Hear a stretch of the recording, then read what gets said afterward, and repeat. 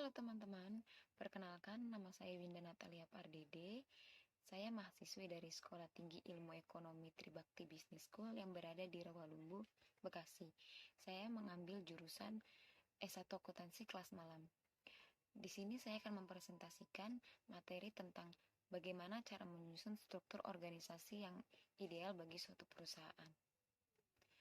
Di sini saya mempunyai 4 topik yang akan saya bahas dalam presentasi ini. Yang pertama yaitu apa sih struktur organisasi itu? Yang kedua, mengapa struktur organisasi penting bagi perusahaan?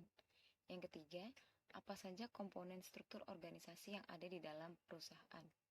Yang keempat, bagaimana cara menyusun struktur organisasi yang ideal bagi perusahaan? Poin pertama yaitu apa sih struktur organisasi itu? Struktur organisasi merupakan komponen-komponen penyusun perusahaan yang memperjelas kedudukan setiap posisi, termasuk juga pembagian hak dan kewajiban atas pekerjaan di dalamnya. Dengan adanya struktur organisasi, pekerjaan akan berjalan lebih optimal. Selain itu, seorang atasan pun bisa memberikan tugas kepada bawahannya secara adil serta sesuai dengan kompetisi masing-masing. Di poin nomor 2, apa sih pentingnya struktur organisasi itu? Struktur di dalam suatu organisasi dibuat untuk menjalankan perusahaan sesuai dengan tugas dan fungsi masing-masing dari jabatannya. Struktur organisasi secara jelas mampu memisahkan tanggung jawab dan wewenang anggotanya dalam mempekerjakan pekerjaan yang sesuai dengan job desk-nya masing-masing. Yang ketiga, yaitu apa saja komponen struktur organisasi yang bisa diaplikasikan di dalam perusahaan. Dalam struktur organisasi terdapat beberapa bagian, seperti petinggi-petinggi perusahaan, dewan direksi, manajer, dan kepala divisi hingga di bawahnya terdapat staf-staf. Berikut komponen-komponen yang ada di dalam struktur organisasi, yaitu ada Chief Executive Officer atau yang sering disebut CEO. Yang kedua ada jajaran direksi, yang ketiga ada manajer, yang keempat ada administrasi dan gudang, yang kelima yaitu divisi regional. Yang keempat dan kesimpulan dari inti dari presentasi saya yaitu bagaimana cara menyusun struktur organisasi yang ideal bagi perusahaan.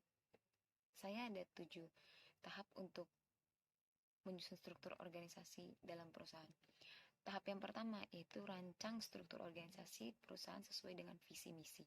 Yang kedua, rancang struktur organisasi setelah merumuskan bisnis. Yang ketiga, pertimbangkan bakat serta talenta pekerja. Yang keempat, pertimbangkan umur pekerja.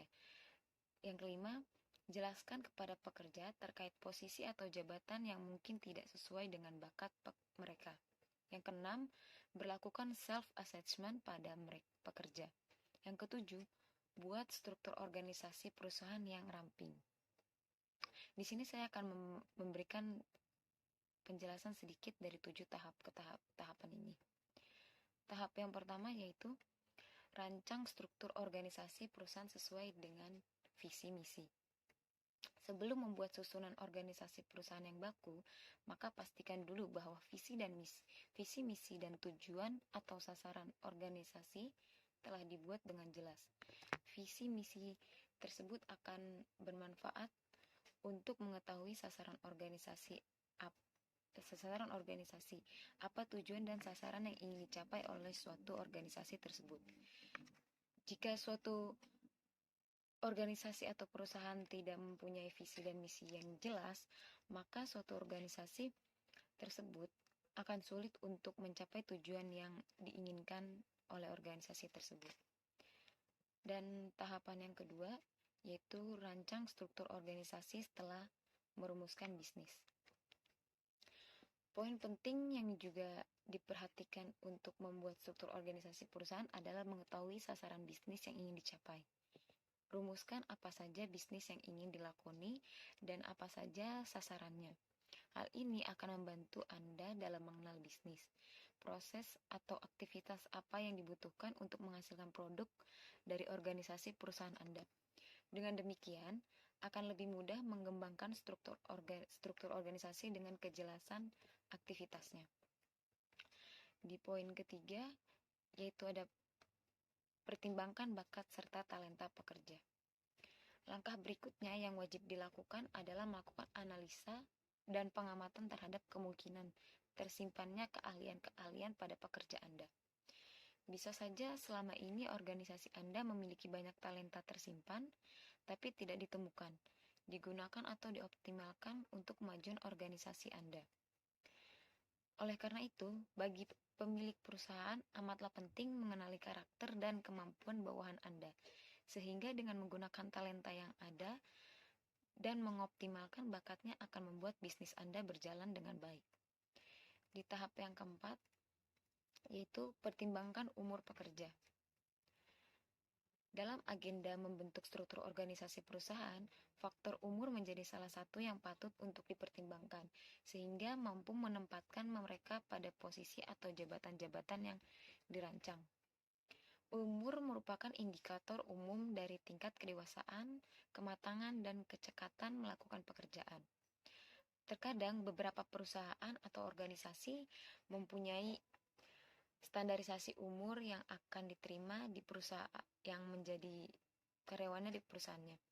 Yang lebih sering diterima perusahaan di zaman sekarang itu umur-umur yang masih muda atau yang sering disebut fresh graduate. Di tahapan yang kelima, yaitu ada jelaskan kepada pekerja terkait posisi atau jabatan yang mungkin tidak sesuai dengan bakat mereka. Di poin ini, membentuk susunan organisasi yang tepat dengan mempertimbangkan bakat dan kemampuan yang dimiliki pekerjaan adalah sebuah keharusan. Namun, ketika hal ini tidak selalu terwujud, maka harus menjelaskan kepada pekerja terkait posisi atau jabatannya yang mungkin saat ini masih belum sesuai dengan latar belakang dan kemampuan mereka. Di poin ini, atasan sangat berperan penting karena harus membimbing stafnya yang tidak mengerti job desk yang diberikan perusahaan tetapi tidak sesuai dengan kemampuan yang ada pada diri mereka. Di tahapan yang keenam, ada berlakukan self-assessment pada pekerja. Di poin ini yaitu kegiatan self-assessment bisa dibilang juga untuk mengenal diri sendiri, mungkin perlu dilakukan untuk mendukung bahwa jabatan mereka saat ini masih relevan dengan bakat dan talenta mereka. Seperti yang disebutkan di poin ketiga, hindarilah menempatkan seseorang tanpa mempertimbangkan bakat dan talenta mereka, karena hal ini dipastikan membuat mereka menghasilkan kinerja yang rendah. Tidak semua bidang pekerjaan yang cocok bagi setiap orang, bahkan orang yang memiliki kinerja yang hebat pun pada bagian bidang pekerjaan lain mereka belum tentu mampu mempunyai kinerja yang sama pada bidang pekerjaan lain. Maka pertimbangkanlah prinsip ini bila Anda menempatkan seseorang pada jabatan tertentu. Di poin ketujuh dan poin yang tahapan terakhir, yaitu buat struktur organisasi perusahaan yang ramping. Sebagai langkah awal, mungkin Anda hanya perlu membuat struktur jabatan yang memang cukup vital yang harus dimiliki perusahaan. Ketika perusahaan masih belum besar dan personil Anda masih bisa menangani beberapa bidang urusan, maka Anda bisa membuat struktur organisasi perusahaan yang ramping. Mungkin Anda tidak perlu membuat divisi humas ketika urusan masih bisa ditangani oleh divisi lain.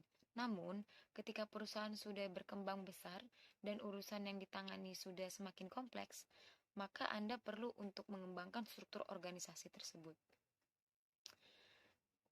Kesimpulan dari presentasi yang saya buat ini yaitu membuat struktur organisasi sangatlah penting bagi suatu organisasi atau perusahaan, karena dengan adanya struktur organisasi yang tepat dapat membuat perusahaan atau organisasi mendapatkan tujuan yang ingin dicapai.